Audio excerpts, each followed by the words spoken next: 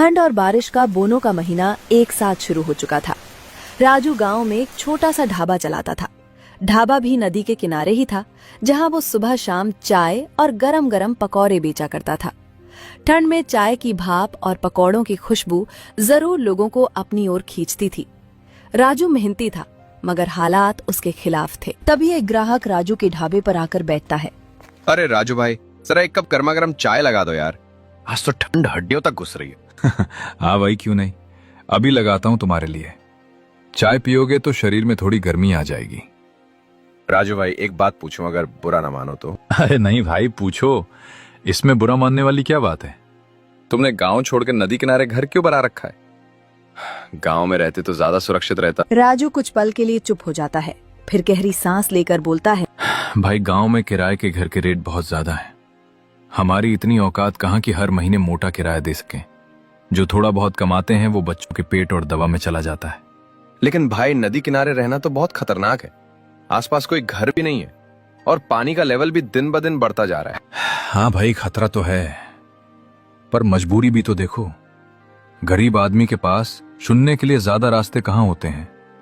जहां जगह मिल गई वहीं झोपड़ी डाल ली। मैंने तो सुना है इस बार बारिश बहुत ज्यादा होने वाली है। अगर पानी और बढ़ गया तो? अरे भाई, अब हम क्या कर सकते हैं, गरीब हैं तो इसी मारे वहीं रहना पड़ेगा। रोज यही सोचकर सोते हैं कि भगवान सब ठीक रखे, जो होगा देखा जाएगा। इतने साल से वहीं रहते आ रहे हैं, अभी तक तो कुछ नहीं हुआ। आगे भी उम्मीद है कुछ नहीं होगा। लो भाई, गर्मा गर्म चाय दिल और शरीर दोनों को गर्म कर देगी। भगवान करे राजू भाई, तुम्हारे हालात भी सुधरे। तुम मेहनती आदमी हो, एक दिन जरूर सब ठीक होगा। राजू ढाबा बंद करता है। चूल्हे की आग बुझाकर वो थके कदमों से अपने नदी किनारे बने छोटे से घर की ओर बढ़ता है। अरे राजू, क्या हुआ? आज तुम कुछ ज्यादा ही परेशान लग रहे हो। चेहरा भी उतरा हुआ है। ढाबे पर कोई बात हो गई क्या? नहीं गीता, ढाबे पर तो सब ठीक था, लेकिन दिल बहुत घबराया हुआ है। तो फिर ऐसी क्या बात है जो तुम्हें अंदर ही अंदर खाए जा रही है? आज ढाबे पर लोग बातें कर रहे थे कि कल से बारिश शुरू होने वाली है। गांव वाले कह रहे हैं कि इस बार बारिश बहुत तेज हो सकती है। सबको हमारे घर की चिंता सता रही है। कहते हैं नदी का पानी ऊपर चढ़ सकता है। तो इसमें घबराने वाली क्या बात है राजू?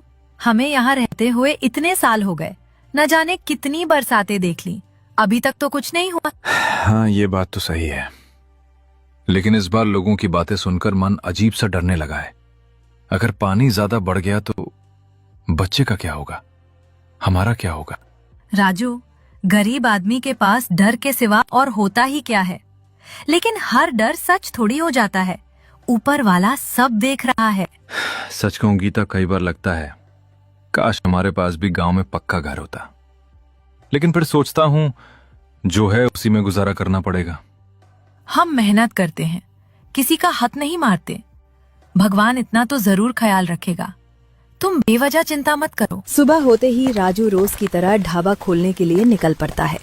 तभी भीगता हुआ एक ग्राहक ढाबे के अंदर आता है। अरे राजू भाई, आज भी ढाबा खोल लिया तुमने? देख नहीं रहे, आज तो बारिश कुछ ज्यादा ही तेज है। हाँ भाई, बारिश तो है, लेकिन क्या करें, पेट भी तो है। राजू भाई, मैंने अभी न्यूज में सुना है कि गांव में बाढ़ आने का खतरा बताया जा रहा है। नदी का पानी तेजी से बढ़ रहा है। अरे भाई, शुभ बोलो यार, ऐसा मत कहो। मेरा घर तो नदी के बिल्कुल किनारे है। मेरी बीवी, मेरे बच्चे, उनका क्या होगा? अरे यही तो मैं कह रहा हूँ राजू भाई, जब इतना खतरा है तो आज ढाबा खोलने की क्या जरूरत थी? आज तो तुम्हें अपनी बीवी बच्चों के पास ही रहना चाहिए था। भाई, अगर ढाबा नहीं खोलूंगा तो घर का खर्चा कैसे चलेगा? एक दिन कमाया नहीं तो चूल्हा नहीं जलता। मेरे बच्चों की रोटी इसी ढाबे से आती है। पैसा बाद में भी कमा लोगे राजू भाई, लेकिन जान पहले है। 2-4 दिन कम खा लोगे तो कुछ नहीं बिगड़ेगा, पर अगर पानी बढ़ गया तो फिर संभालना मुश्किल हो जाएगा। तुम ठीक कह रहे हो भाई, लेकिन दिल नहीं मानता। काम छोड़े बिना भी चैन नहीं मिलता। राजू भाई, मेरी बात मानो, ढाबा अभी बंद करो और घर जाकर देखो। कहीं ऐसा ना हो कि नदी का पानी ऊपर आने के लक्षण दिखाने लगे हों और तुम यहाँ चाय बनाते रह जाओ। हाँ भाई, सुबह से मन भी अजीब सा बेचैन है। कल से सब लोग यही कह रहे हैं कि इस बार बारिश खतरनाक हो सकती है। राजू जैसे ही दौड़ता हुआ घर के अंदर पहुंचता है, तभी अचानक छत से पानी टपकने लगता है। मिट्टी की छत से बूंदें टप टप गिरने लगती हैं। अरे राजू, अच्छा हुआ तुम आ गए। देखो, छत से पानी टपकना शुरू हो चुका है। अरे राम, ये भी अभी होना था क्या? हे भगवान, बारिश तो अभी शुरू ही हुई है और छत की ये हालत है। अगर ऐसे ही पानी टपकता रहा तो सारी रात कैसे कटेगी? हाँ गीता, अगर इसे अभी ठीक नहीं किया तो रात को सोना भी मुश्किल हो जाएगा। सारा सामान भी भीग जाएगा। राजू, कहीं छत और कमजोर हो गई तो? बाहर बारिश और तेज होती जा रही है। तुम चिंता मत करो, अभी पूरा छत नहीं गिरेगा। मैं कुछ करता हूँ। लेकिन कैसे? इतनी बारिश में क्या होगा? मैं अभी जंगल की ओर जाता हूँ, वहां से कुछ पत्ते और लकड़ियां ले आऊंगा। ऊपर डाल दूंगा तो पानी टपकना बंद हो जाएगा। राजू, इतनी बारिश में जंगल जाना ठीक है क्या?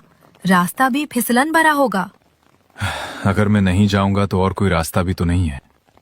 गरीब आदमी के पास उपाय कम होते हैं, मजबूरी ज्यादा। राजू तेज बारिश के बीच जंगल की ओर बढ़ता है। चारों तरफ अंधेरा, फिसलन भरी जमीन और हवा की तेज आवाज। चलते चलते अचानक उसकी नजर सामने एक गुफा पर पड़ती है। अरे, जंगल के बीच ये गुफा, ये यहाँ कहाँ से आ गई? गुफा तो काफी बड़ी और ठीक ठाक लग रही है, लेकिन अभी इसे देखने का वक्त नहीं है। राजू को घर की चिंता सताने लगती है। राजू इधर उधर देखकर सूखी लकड़ियां और पत्ते इकट्ठा करता है। बारिश में भीगते हुए वो लकड़ियों का गट्ठर उठाता है और जल्दी जल्दी घर की ओर निकल पड़ता है। घर पहुंचते ही राजू बिना देर किए छत पर चढ़ जाता है। गीता नीचे से घबराई हुई देख रही होती है। राजू छत पर लकड़ियां और पत्ते जमा देता है। कुछ देर बाद छत से टपकता पानी धीरे धीरे बंद हो जाता है।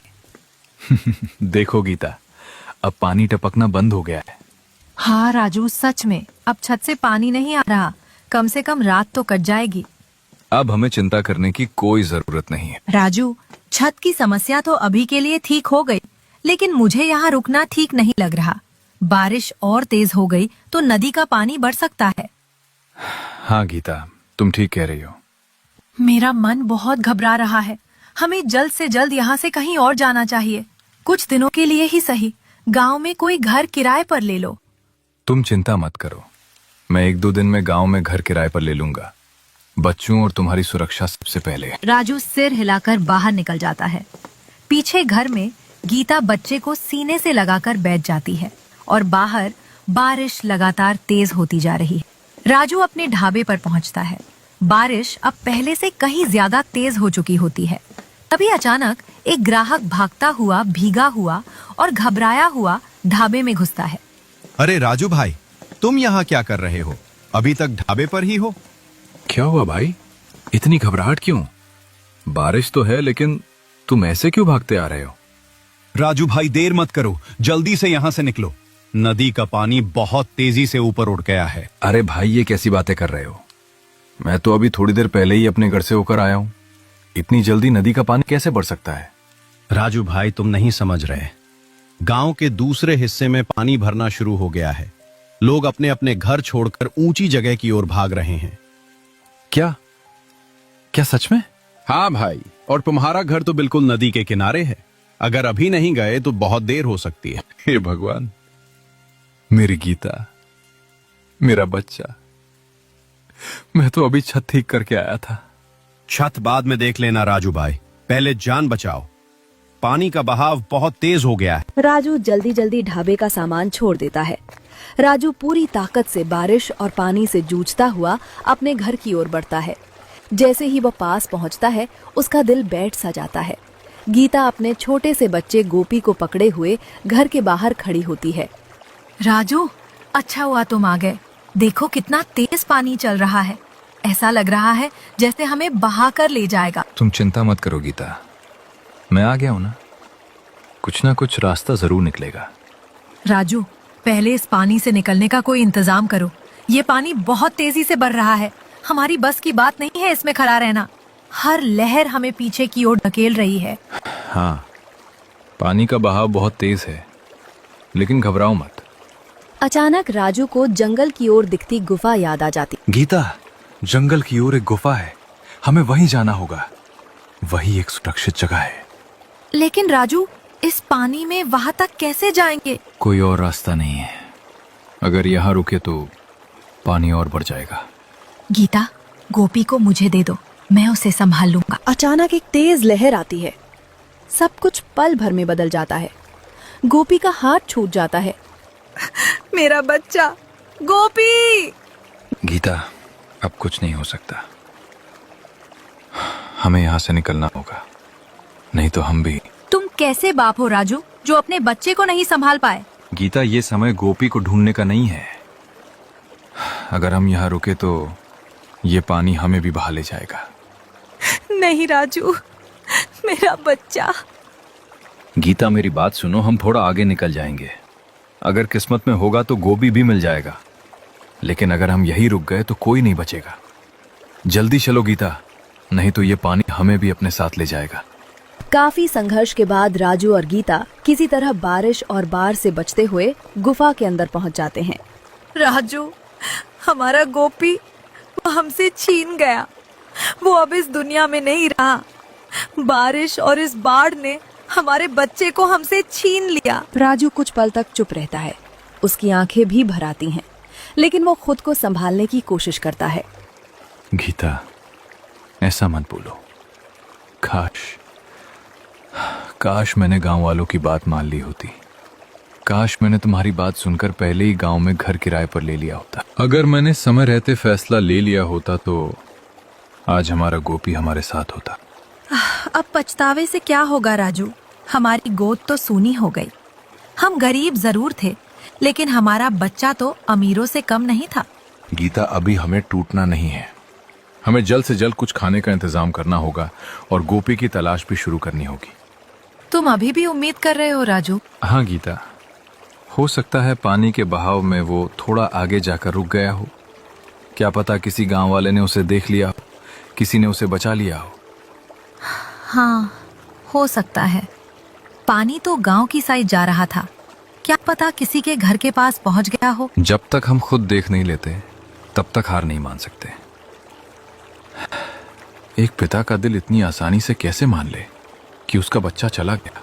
राजू, अगर हमारा गोपी कहीं जिंदा है तो हमें उसे ढूंढना ही होगा। हाँ गीता, सुबह होते ही हम बाहर निकलेंगे, गांव की ओर जाएंगे, लोगों से पूछेंगे। जब तक आखिरी उम्मीद बाकी है हम तलाश नहीं छोड़ेंगे। सुबह होते ही आसमान साफ हो जाता है।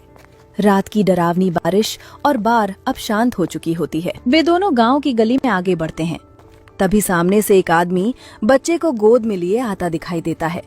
गीता की नजर अचानक उस बच्चे पर पड़ती है। राजू, वो देखो, वो गोपी। मेरे बच्चे, तुम ठीक हो ना? तुम कहाँ चले गए थे? तुम्हें ढूंढते ढूंढते हम मर ही गए थे। गोपी बेटा, भगवान का लाख लाख शुक्र है, तू सही सलामत मिल गया। रहीम भाई आगे बढ़ते हैं। अरे बहन, ये बच्चा तुम्हारा ही है क्या? हाँ भाई, यही हमारा गोपी है। कल रात तेज बारिश और बाढ़ में ये बच्चा मेरे घर के दरवाजे तक बहता हुआ आ गया था। बहुत घबराया हुआ था, रो रहा था। मैंने इसे पकड़ लिया और अंदर ले जाकर सुरक्षित रखा। भाई साहब, आपका बहुत बहुत धन्यवाद। अगर आप न होते तो आज हमारा बच्चा हमसे छीन जाता।